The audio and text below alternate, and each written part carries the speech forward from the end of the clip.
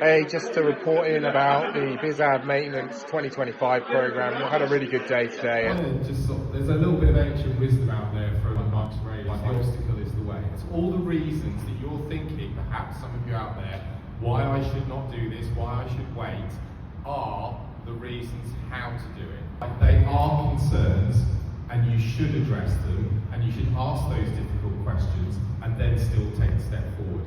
And currently in the UK, there's very little regulation on AI. In the EU, there is the EU AI Act, and they're explaining how they think things should go, what highway we should be on to move forward. In the UK, it's a little bit more signposted. However, there's still a lot of room for this to be defined. And our industry, which is highly regulated, should be in good shape to define things.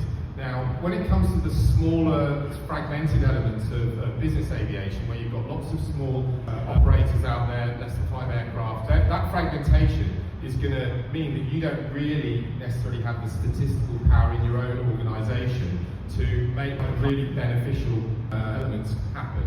Now, if you're a part of an engine program, then that's all done by Rolls-Royce and Pratt & Whitney and everything. They do that at a large scale for you. That doesn't necessarily exist when it comes to airframes and all the other parts that you might also gain competitive advantage. So one of the issues that was raised this morning, the future of MROs, was around shared resources. It can be done. We can anonymise data. They already do that in the healthcare system. They already do that in legal systems. In fact, there's going to be things around managing the parts, the supply issues that people have been talking about.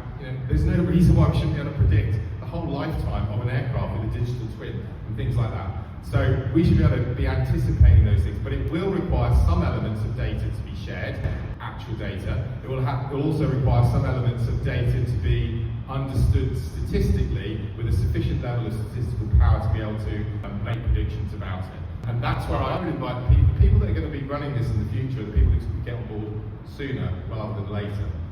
Looking at data and seeing a future is quite interesting, but it still needs that human element, like information, or has it gone completely down a blind alley here?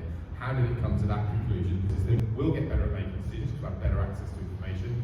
The systems that we're using will help us to make better decisions, and we can control the inputs that are there as well to create the outcome.